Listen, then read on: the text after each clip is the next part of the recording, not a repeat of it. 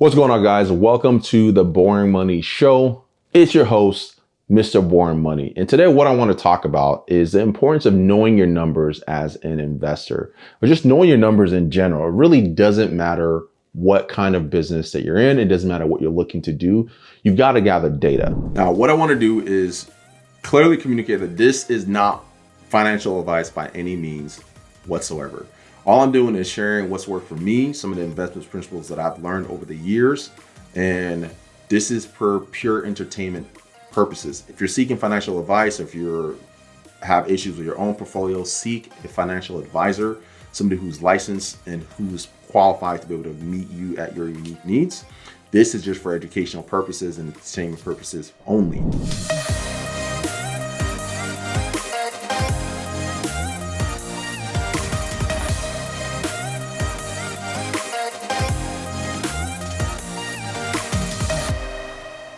I was fortunate to develop the habit of tracking and gathering data early on as an athlete. We have to track our lifts, we have to track our reps, we have to track the weights, we have to track our PRs, we have to track everything from exercises. And the reason why that was so important as an athlete is you can measure your progress, right? And you can use that as a feedback loop to see how well you're doing, if you're regressing or if you're actually progressing. And then that translated into fitness. When I started my first fitness business, I would have to track the data, not only for my clients, but also have to track data for the business. I have to know, okay, how are my clients progressing? How are they growing? Are they progressing? Are they regressing? What are the necessary adjustments they need to be making? I need to make for their program for them to get results. Then I have to start doing the same thing for my business, right? Where were my clients coming from? How much money was I generating per client?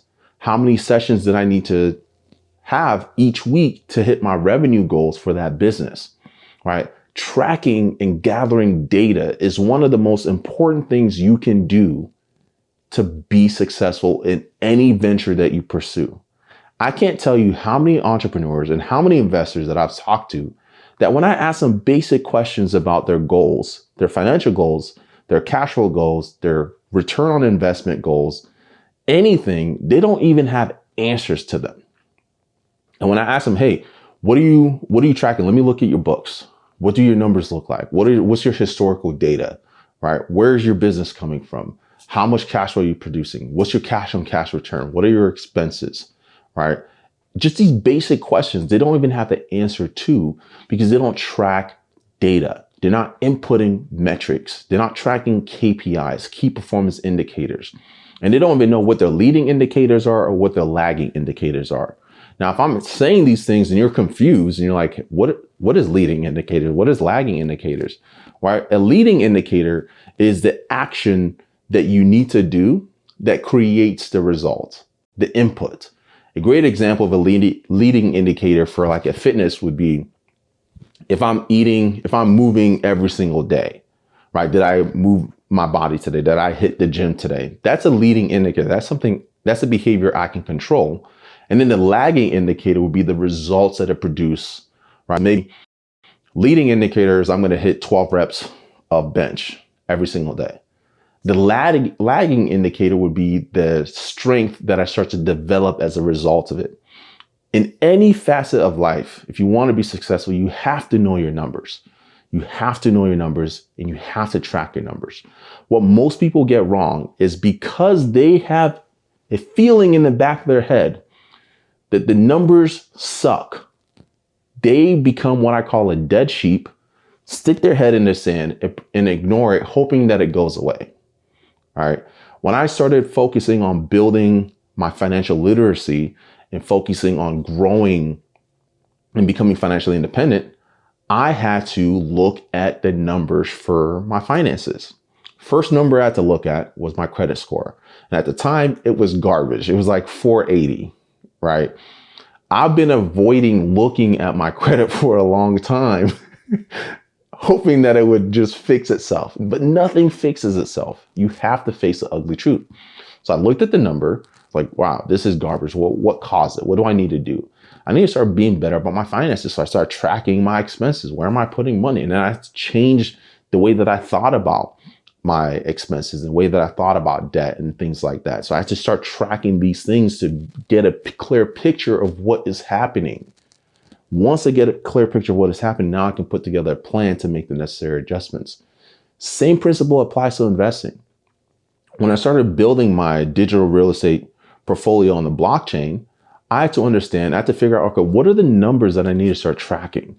What are the data points I need to start tracking? One of the first things I did was hire a mentor, pay to be inside of an investing community, and started asking really good questions from those who were doing the best in that community, and ask them, hey, what are your metrics? What do you track?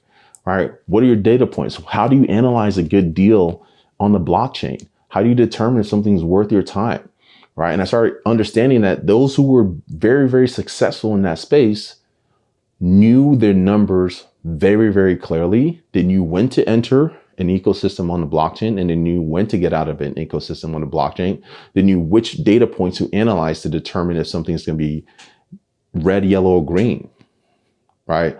And I was able, because I already built the muscle of tracking and gathering data, I was able to take this principle and adopt it very quickly and start to run my own risk analysis and start to examine opportunities on the blockchain to determine what would make sense for me to deploy capital. First thing I had to do before I even really started to understand how to deploy capital was I had to figure out what my needs were. Right. So based on my income bracket, my tax bracket, based on inflation, I need to be producing 25% annual rate of return just to break even and maintain the same level of buying power, right? That's accounting for taxes and inflation. I have to get 25% annual rate of return.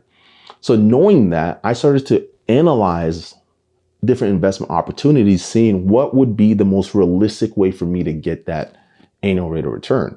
The blockchain was the only place that made sense. It was the only place that was possible where I can find an ecosystem that would pay me 59% interest, produce the cash flow that I needed to continue to grow and hit my financial goals.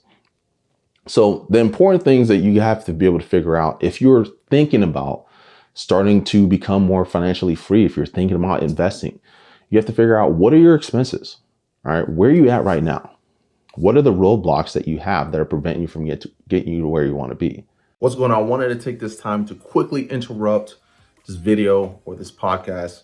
If you found this helpful and you're interested in getting started investing on the blockchain, we have an incredible program called the Boring Money System inside of our Wealth Sanctum. What we do is we'll guarantee you'll produce cash flow within the first 30 days of setting up your first digital cash flowing real estate on the blockchain, or you don't pay. So if you're interested in that, there'll be a link somewhere in the show notes for you to be able to apply and schedule a free strategy session where we can look at your portfolio, look at your financials, and figure out what would be the best and most efficient way to deploy capital on the blockchain to guarantee cash flow. Hope to see you on the inside.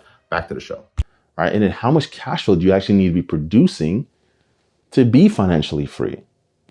All right. And then what are the different levers that you need to pull to kind of hit that goal, right? So one of the things that I think about, or when I'm talking to a new client, or when I'm taking somebody through an investment strategy session, is they're figuring out what are their first levers? If you want to become financially free, the first lever you have to increase is your income, right?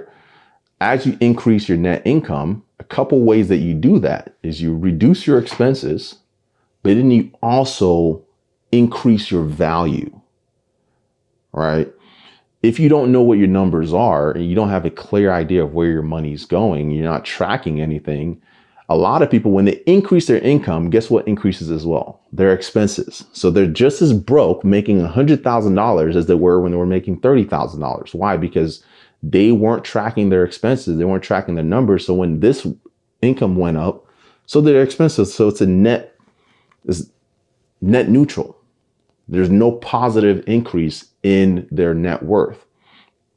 So you got to make sure if you understand your expenses, find ways to reduce it. But the most important thing you can do is start increasing your income by making yourself more valuable to the marketplace, right? So if you have fixed expenses, keep your expenses the same, increase your income. And what that's going to do is that difference between the increase and where your fixed expenses are, now you can take that increase and start deploying it and putting that money to work, right? For me, I identified the blockchain as like the most efficient way for me to reach my financial goals.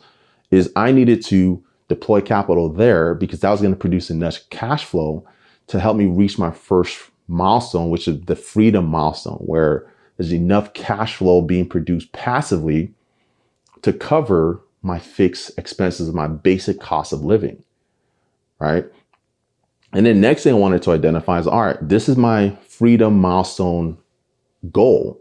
Right? This is how much income my passive investment needs to be producing to reach my freedom milestone. Next thing I identified was that my FU money milestone, right? FU money, I'm Christian, means freedom unlimited. But for those of you guys who have a little more colorful imagination, FU can mean whatever you want it to mean, right? So that FU money milestone for me was like, all right, what's gonna cover my dream lifestyle? So I needed to produce enough cash flow to cover the dream lifestyle that I want. And I identified 2 asset classes that are gonna make up my FU money milestone. One of them was a blockchain, which I've already reached the goals there. The next one was real estate, right? Now starting to take the cash flow from the blockchain and using it to build our real estate portfolio. Same principle. If I were going to deploy capital into real estate, I hired a mentor, figured out what numbers they track. What are they looking at? How do they analyze deals? What are their deal analyzers? Where do they track their metrics, right? And how do they weigh one deal against the other, right? And it's the same exact thing. When people ask me, how have you been so successful? And it just seems like you're successful in whatever you do. It's not because I'm lucky. It's because I'm willing to do the boring work, track the numbers that I need, look at the ugly truth of the situation that I'm in. If I'm in a situation where I suck, I don't know anything, I admit that I suck and I don't know anything, and I find people that I can learn from, pay them money for their time so they can give me the information that I need that is going to help me reach my goal, right? And then start tracking the results.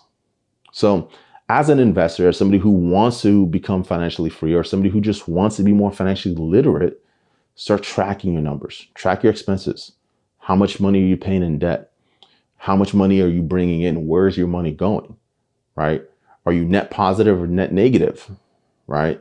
And if you're net negative, figure out how you can get to a point where you're able to live well within your means, all right? And then the next thing is figuring out, how do you make yourself more valuable to the marketplace so that you can increase your income, making sure that you don't increase your expenses with it. You increase your income, keep your expenses exactly the same, aggressively invest the difference, right? And then for you, before you invest the difference, start setting that money aside and then take time to learn the different investment opportunities. Pick one thing that you want to become obsessed about and start learning about it. And then take a small percentage from your investment fund, deploy it into that asset class to start learning, track the numbers, track the returns, track the results, track the differences, track the fluctuations, and start to use that as feedback. Okay, when I do this, this is what happens. When I put money here, this is what happens, right? And then as you start to become more and more confident in that, you can deploy money there more aggressively. But it all starts with the basic fundamental principle of inspecting what you expect, right? Inspecting what you expect. And the methodology that I follow is called the case method. You compile data, you analyze data, you strategize from that data, and then you execute. And then you rinse and repeat. Again, in anything, when it came to fitness as an athlete, I compile data, analyze the data, develop a strategy, execute it.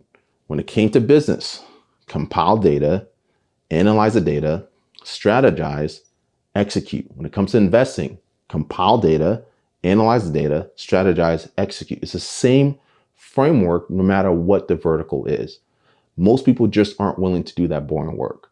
So the first thing that I can encourage you to do, if you want to change your financial situation, if you want to transform your life and you want to become financially free, start compiling data. Where's your money going? How's money coming in, right? Start analyzing the flow of money in your own personal lifestyle, and then put together a strategy on what you can do to reduce your expenses, keep them at a fixed rate, and then increase your income by increasing your value to the marketplace. How do you become more valuable to your job, right? How do you become more valuable to your business that you're working for? How do you become more valuable in the marketplace if you're an entrepreneur? How do you make your services more valuable, right? Increase your value to the marketplace, and then start taking that excess, rolling it into an investment fund account that's out of sight, out of mind. Pick one asset class you want to obsess over, start learning and deploying a small amount of money from your investment fund into that asset class to start learning. I initially started deploying money into stocks. I was doing options, I was doing cover puts, I was doing shorts. I became obsessed with it and realized it was just a full-time job and I couldn't be obsessed with it and run my business. I need to figure out a way to be able to be more passive with it. But those are different problems that you don't even have to worry about exploring until you're at that stage. At that point, you'll have the money to be able to just pay somebody to teach you to shortcut the learning curve and set it up so that it's a little bit more passive, right? So if you found this helpful, I have a free course that I give away. It's a boring money system. Get access to it. Join our Capital City Wealth Builder community where you can ask questions and just be around like-minded people who are pursuing financial freedom, wanting to learn more about it, but start educating yourself and start tracking your numbers and get an idea of where things are at, what's the current state of your life, and what do you need to do to change it. Found it helpful? Go ahead and give us a like, share it, leave a review if you're listening to this on iTunes or Spotify, wherever you're listening to this podcast. Leave a review and spread the message so that other people can print money, stay calm, and enjoy life and business on their terms. Till next time, deuces. If you found this video helpful, chances are you're gonna find a ton of value in our Boring Money community, where I'm in there live, actively sharing articles, market updates, and just educating you on what's going on in the market real time. So if you don't want to wait for another one of these episodes or another video training to come out and you want to have live updates on what's happening in the markets, go ahead and join the Boring Money community, where you can have access to us and be able to ask any questions that you want, and potentially even get featured in an episode. Till next time, hope to see you on the inside.